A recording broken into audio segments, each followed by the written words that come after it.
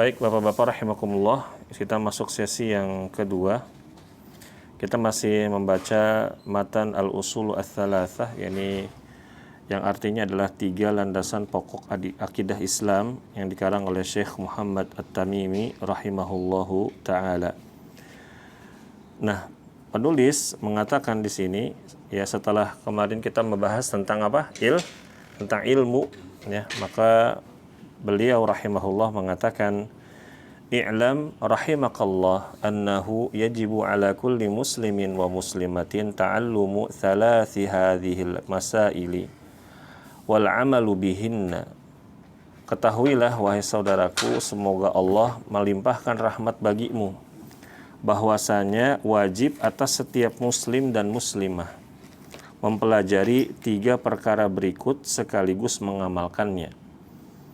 Al-ula, yang pertama, annallaha khalaqana wa razaqana wa lam yatrukna hamalan bal arsala ilaina rasulan faman ata'ahu dakhalal jannah wa man asahu dakhalan nar. Yang pertama, bahwasanya Allah telah menciptakan kita, sebagaimana firman Allah, alhamdulillahi rabbil alamin. Ya, segala puji bagi Allah, Rabb semesta alam. Kalau Rabb itu yang menciptakan, yang mengurus semuanya, ya, memberi rizki kepada kita, ya. Allah yang memberikan rizki kepada kita semua.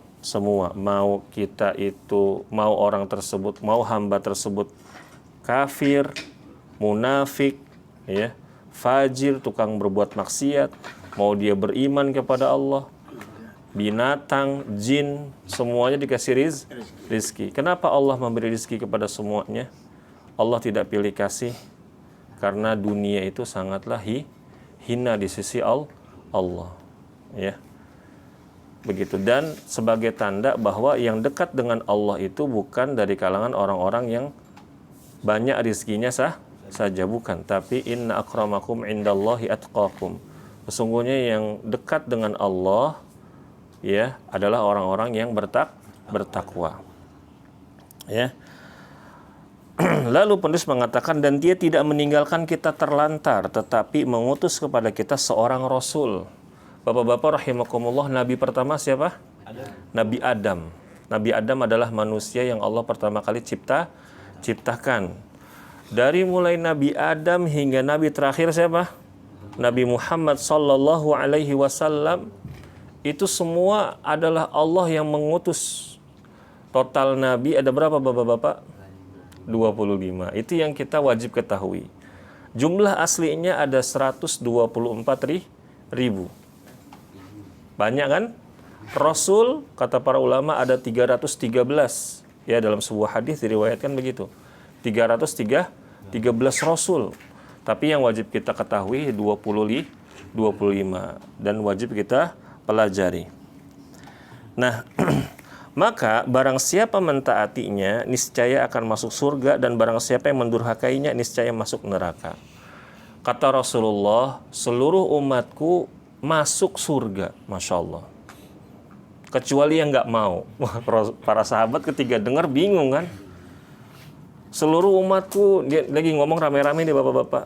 Rasulullah bilang, seluruh umatku akan masuk surga kecuali yang nggak mau. Pasti yang dengar itu kan bingung.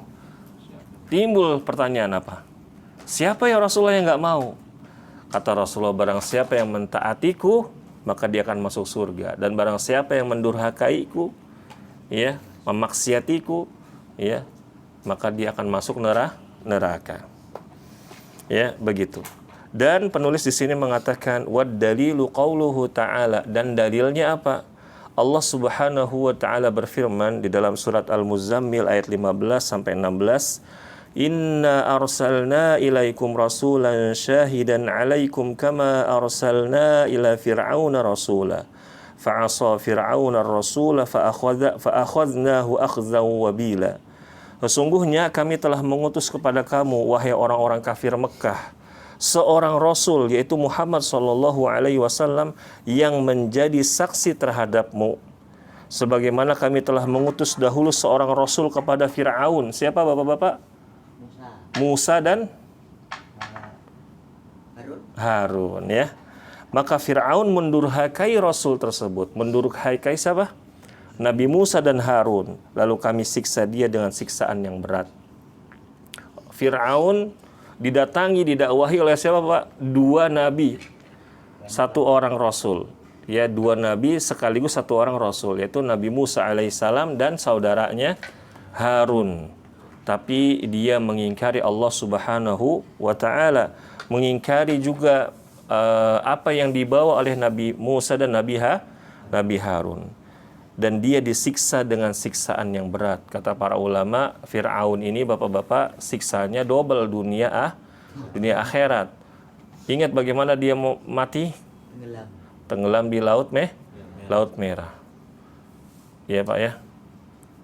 Lalu kata para ulama, Fir'aun itu setiap setiap asar kalau nggak salah ya, setiap pagi dan petang ya, setiap pagi dan petang itu Allah tampakkan siksaan neraka di alam barzakhnya. Sekarang kan dia udah meninggal nih kan, beda alamnya, bukan alam dunia, alam barzakh dia kan. Walaupun katanya itu muminya ada, ya, tetap dia ada di alam barzakh. Nah di alam barzakh tersebut, ya Allah memperlihatkan tempat disiksanya nanti di neraka setiap pagi dan petang. Masya Allah. Ya, itu siksaan dia. Nah, nanti di akhirat disiksa lagi, yaitu di neraka. Lalu penulis mengatakan ats-tsaniyatu, yang kedua, annallaha la yarda an yushraka ma'ahu ahadun fi ibadatihi, la malakun muqarrabun wala nabiyyun mursalun. Sesungguhnya Allah tidak ridho jika seseorang menyekutukannya dengan sesuatu apapun dalam beribadah kepadanya, baik malaikat yang didekatkan kepadanya maupun nabi yang diutus. Nah, bapak-bapak rahimakumullah, Allah itu enggak ridho kalau kita lagi berdoa, kita menyebut nama selain Allah. Kita meminta kepada Allah, tapi kita juga meminta kepada selain Allah, walaupun dia itu adalah malaikat muqarrabun. Kata para ulama, malaikat muqarrabun itu adalah malaikat-malaikat yang ditugaskan secara khusus oleh Allah Subhanahu wa ta'ala. Di antaranya adalah malaikat Jibril, malaikat Mikail, malaikat pemikul arsy, ya, dan lain-lain. Misalkan kita berdoa, bapak-bapak rahimakumullah, kita menyebut nama Allah, meminta kepada Allah, tapi juga sekaligus menyebut nama Jibril dan meminta kepada Jibril. Tapi beda kalau misalkan kita bertawasul dengan begini, ya Rabb, wahai Tuhan ya Jibril, wahai Tuhan ya Mikail. Berarti pada siapa nih kita menyebut? Kepada Allah. Bukan kita langsung menyebut wahai Jibril, wahai Mikail, ya. Begitu. Ini ya, tidak boleh. Ini malaikat bapak-bapak, apalagi kita sebut nama manusia. Ya, lebih hina lagi, ya nggak boleh. Apalagi manusia itu udah mati, udah nggak ada, ya, udah nggak bisa kasih manfaat dan mudarat. Dan penulis mengatakan wad dalilu qauluhu ta'ala, dan dalil dari perkataan tadi, ya, yang kedua ya, wa annal, adalah firman Allah Subhanahu wa ta'ala dalam surat Al-Jin ayat 18, wa annal masajida lillahi fala tad'u ma'allahi ahada. Dan sesungguhnya masjid-masjid itu adalah kepunyaan Allah. Masjid itu semua milik Allah Subhanahu wa ta'ala. Maka janganlah kamu menyembah seorang pun di dalamnya di samping menyembah Allah. Nah, ini bapak-bapak rahimakumullah, di antara yang terlarang adalah adanya, ya, orang menyengaja mendirikan masjid di atas kuburan atau menguburkan mayat di atas masjid. Ngerti nggak maksudnya? Ada masjid, ya, ini yang wakaf pesan, nanti kalau saya meninggal tolong saya dikuburkan di masjid. Nah, biasa gitu kan? Itu nggak boleh, ya. Atau misalkan ada kiai, ada ustadz besar wafat, dikubur di situ, di tanah dia, lalu setelah itu dibangunkan masjid. Itu tidak boleh. Lalu bagaimana dengan kuburan Rasulullah? Kuburan Rasulullah itu berbeda. Kuburan Rasulullah itu ada ketika Masjid Nabawi itu belum diperluas seperti sekarang. Rasulullah tuh meninggal di rumahnya Aisyah, di kamarnya Aisyah. Ya. Terus ketika terjadi pelebaran, bukannya para ulama diem, enggak, para ulama udah menasehati pemimpin khalifah waktu itu. Udah nasehatin, kalau bisa kalau memperluas jangan ke kuburannya kuburannya Rasulullah, ke kuburannya Abu Bakar, kuburannya Umar, bukan. Tapi kalau bisa ke sana, gitu. Tapi yang namanya pemimpin kadang melakukan sebuah kesalahan, ya. Dan kalau sekarang orang-orang berdalil, bapak-bapak kalau ditanya, kan di Masjid Nabawi ada kuburannya, itu sejarahnya berbeda, ya. Begitu. Lalu bapak-bapak rahimakumullah, ya, tadi kita tidak boleh mendirikan masjid di atas kuburan atau membuat kuburan di areal masjid. Terus bagaimana hukumnya kalau kita sholat di masjid yang ada kuburannya? Hukumnya lebih baik dihindari, kecuali kita tidak tahu, ya, bapak-bapak rahimakumullah. Lalu ats-tsalitsah, yang ketiga, anna man ata'a ar-rasula wa wahhadallah la yajuzu lahu muwalatu man haddallah wa rasulah walau kana aqraba qaribin. Yang ketiga, bahwa barang siapa yang telah mentaati Rasulullah sallallahu alaihi wasallam dan mentauhidkan Allah Subhanahu wa taala dalam beribadah, maka dia tidak boleh bersikap loyal kepada orang yang memusuhi Allah dan Rasulnya, meskipun dia adalah kerabat yang paling dekat. Maksudnya apa, bapak-bapak? Kalau yang paling ngena di zaman ini adalah ngefans sama orang non-muslim. Contoh, ngefans sama pemain bola. Ya, saya pernah lihat bapak-bapak di sebuah timeline di sosial media, itu Ronaldo sama Messi. Wow. Siapa yang paling god? Masya Allah. Itu komentarnya Masya Allah, Pak. Ratusan, komentarnya ribuan. Dan di situ mereka saling memuji idolanya, saling menjatuhkan lawan idolanya. Ya Pak ya? Nah, ini contohnya. Atau mengidolakan misalkan pemain musik dari kalangan orang-orang kafir, misalkan mengidolakan, ya. Atau apalagi, kita loyal kepada, ya, orang-orang non-muslim yang membunuhi kaum muslimin. Kalau zaman sekarang, ini kalau kemarin saya masuk YouTube, Pak, ditegur. Saya sebut nama negara semangka. Dapat tegurannya langsung. Kemarin kan saya sebut namanya kan, negaranya kan. Negara semangka, paham ya? Itu ditegur, langsung dapat message. Berarti sesensitif itu orang-orang kafir dengan negara yang sedang dijajah ini. Nah, di antara yang paling baik di saat ini, bapak-bapak rahimakumullah, kita menghindari produk-produk yang mereka jelas mendukung upaya genosida mereka. Nah, ini kan sudah difatwakan oleh MUI, ya. Baiknya saat ini hindari. Misalkan kita beli ini, kalau ada produk selain ini sama jenisnya kita butuh, ya, lebih baik kita pakai yang lain. Tapi bapak-bapak rahimakumullah, para ulama membahas kalau memang kita butuh, nggak ada lain, nggak ada gantinya, kepaksa alias gitu, ya. Nah, mau bagaimana lagi? Selama barang tersebut halal wujudnya, zatnya, itu boleh kita beli, ya, begitu. Dan boikot itu bukan berarti mengharamkan, ya Pak ya, bukan berarti mengharamkan. Misalkan, ya, Coca-Cola, ya kan ya, Coca-Cola. Yang haram itu bukan sodanya, bukan minumannya, tapi kita itu menyetop beli sementara, ya, begitu. Bagus-bagus sampai ekonomi mereka melemah, begitu bapak-bapak, ya. Ini yang paling terbaik, ya.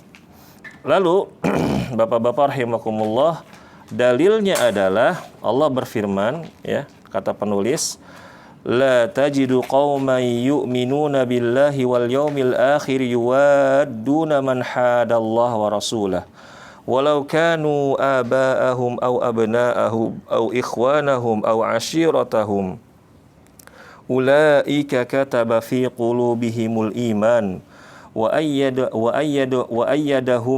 ayyadahum bi ruhim minh wa yudkhiluhum jannatin tajri min tahtihal anhar khalidina fiha radhiyallahu anhum wa radu an ulaika hizbullah ala inna hizballahi humul muflihun.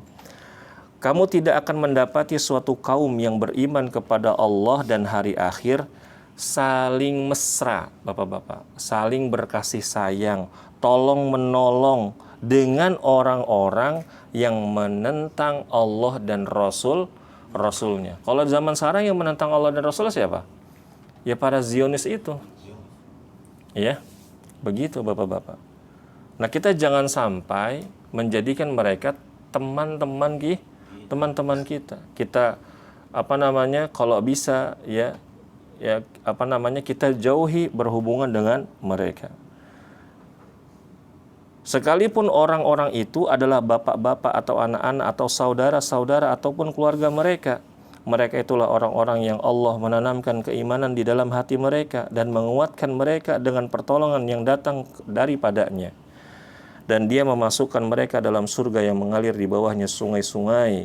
Mereka kekal di dalamnya. Allah ridho kepada mereka dan mereka pun puas terhadap limpahan rahmatnya. Bayangkan Bapak-bapak, dengan kita membenci orang-orang yang memerangi Allah dan Rasulnya, Allah janjikan kepada kita apa? Surga yang di bawahnya mengalir sungai-sungai. Dan Allah ridho sama kita. Jangan sampai Bapak-bapak kita ini punya rasa cinta, ngefans sama orang-orang kafir. Nggak boleh. Apalagi kita ngajarin anak-anak kita ngefans juga sama orang kafir tersebut. Nggak boleh. Menjadikan orang kafir itu sebagai pedoman. Ini contohnya yang lagi viral sekarang kan, ibu-ibu itu kan suka nonton drakor. Anaknya lihat nonton, ibunya nonton sampai nangis, ya kan, nanya, mama kenapa nangis, ya sedih ceritanya. Akhirnya ibunya cerita dari awal drakor itu mulai sampai episode itu, ya anaknya jadi ikut-ikutan, ya Bapak-bapak. Nah ini memang perlu kita nasihati pelan-pelan. Memang sekarang ini fitnah buat ibu-ibu. Kenapa? Karena memang dari sisi penampilan artis-artis drakor itu ganteng-ganteng, walaupun mereka itu wujudnya tidak asli. Mereka tuh semuanya pesek-pesek, Pak. Mancungan juga Pak Sugiarto ketimbang artis drakor yang sekarang tampil. Jadi memang Bapak-bapak, saya pernah lihat di sebuah cuplikan di YouTube ya, ada seorang ahli, dia ngomong, dia ahli ekonomi ya. Dia bilang Korea itu mereka tuh menjual warga negaranya. Memang dibuat seperti itu. Jadi settingannya itu mereka tuh jual jual kalau itu? Jual penampilan. Itu yang mereka jual. Makanya Bapak-bapak, orang Korea misalkan nikah, udah oplas semua dua-duanya ya kan ya. Anaknya tetap pesek enggak? Tetap pesek, mukanya tetap gepeng. Begitu tetap. Kenapa? Karena itu nggak bisa diubah. Ya, begitu. Bukan original ya. Begitu. Dan kalau kita bisa mendidik keluarga kita, maka kita dijanjikan oleh Allah akan mendapatkan ridha Allah Subhanahu wa ta'ala. Dan Allah menutup ayat ini dengan mereka itulah golongan Allah Subhanallah. Hizbullah. Golongan Allah. Allah janjikan dengan golongan Allah. Kenapa? Karena kita loyalnya sama Allah dan Rasulnya. Nggak loyal sama orang-orang yang memerangi Allah dan Rasulnya. Maka ganjarannya adalah kita diberi gelar oleh Allah Hizbullah. Golongannya Allah. Dan orang-orang dari golongan tersebut adalah orang-orang yang beruntung. Hizbullah nggak akan rugi dunia akhirat. Terakhir Bapak-bapak rahimakumullah, terkait masalah film itu ya, yang kemarin ada ibu-ibu dia berbagi pengalamannya. Dia udah sangat ngefans Pak, betul. Sampai-sampai dia itu dapat gangguan jin. Dapat gangguan jin. Ya, kenapa? Ya nggak tahu, mungkin dia terlalu mengidolakan, ya, begitu. Nah ini bapak-bapak, hendaknya kita nasihati anak-anak kita yang perempuan, ya. Bahkan tadi ketika saya nengokin anak saya mau beli biskuit Roma, ada gambar Lee Min Ho, saya bilang nggak usah, jadi fitnah. Kenapa? Karena bisa jadi anak saya nggak tahu. Karena memang dia nggak dikonsumsikan seperti, bisa jadi temennya yang tahu, akhirnya kasih informasi. Ya, kita sebagai orang tua yang punya ilmunya, sebisa mungkin tutup celah-celah yang bisa menjerumuskan anak kita. Apalagi anak perempuan tuh lemah, bapak-bapak. Ya kan Pak ya? Bapak-bapak udah pengalaman nih, udah jadi bapak-bapak kan? Mas Tian belum. Lagi ngambek, kita gombalin aja dia akan luluh. Apalagi yang dia tonton itu, walaupun dia tahu Pak, walaupun dia tahu ya, wajah aslinya tuh jelek. Setelah dioperasi plastik, ya akhirnya jadi ganteng. Tetap ditonton. Enggak, kadang beberapa ngeyel dari bilang opas ini enggak. Nah iya. Saya searching bapak-bapak ya, karena ada kebutuhan waktu itu. Saya lihat jadi muka artis Korea yang laki-laki ya, bukan yang perempuan. Yang laki-laki dari mulai sebelum dioperasi plastik sampai udah ganteng. Itu mukanya ya Allah Pak, jelek Pak. Saya aja merasa bersyukur sebagai orang Indonesia gitu. Ya. Begitu, hidungnya pesek, kulitnya hitam, rambutnya keriting, gitu, nggak jelas lah pokoknya, ya, lebih natural orang-orang kita gitu sebenarnya. Hanya saja mereka itu memang dari pemerintahnya juga didukung. Bahkan yang saya dengar umur 17 itu hadiahnya operasi plastik hidung langsung kan ya. Itulah bapak-bapak rahimakumullah, ini saja yang bisa saya sampaikan. Mudah-mudahan apa yang kita pelajari bermanfaat. Dan bapak-bapak, kita menasehati keluarga kita itu, kata Allah ya, dengan sabar dan sholat. Wasta'inu bis sabri was sholat. Kalau ingin keluarga kita baik, kita perbanyak sholat dulu, diperbanyakin. Sholat apa Pak? Sholat yang pertama sholat wajib. Yang kedua sholat sunnah. Yang ketiga sholat witir sebelum tidur. Kalau bangun malam berat, sholat witir sebelum tidur. Berapa rakaat? 1 saja. Ya. Terus apa lagi setelah itu? Sholat duha. Paling banyak 8, paling minim adalah 2. Ya. Apalagi sholat sunnah, tahiyyatul masjid. Banyakin tuh sholat sunnah. Dan sabar, nasehatin perempuan itu jangan diomel-omelin, nasehatin sambil dielus kepalanya, diajak ke toko emas.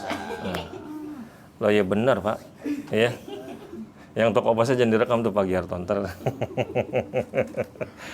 dibeliin apa yang dia suka, itu yang paling tokcer bapak-bapak rahimakumullah, itu yang paling tokcer, ya. Jadi jangan kita ini sebagai lelaki bukan cuma nyerocos doang nasehatin, tapi kasih yang memotivasi. Dan terakhir bapak-bapak, selain sabar dan sholat, kita jadi contoh, jadi qudwah. Laki-laki itu kan qudwah, ya, qawwam, ya, yang memimpin, yang membawahi semua, begitu, ya. Jadi nasehatin, ini yang memang berat sih kadang. Kita nasehatin tapi kita suka melanggar. Kadang suka dibalik-balikin tuh nanti tuh, ya enggak gitu. Nah ini saja kita tutup. Subhanakallahumma wa bihamdika asyhadu an la ilaha illa anta astaghfiruka wa atubu ilaik. Wassalamualaikum warahmatullahi wabarakatuh.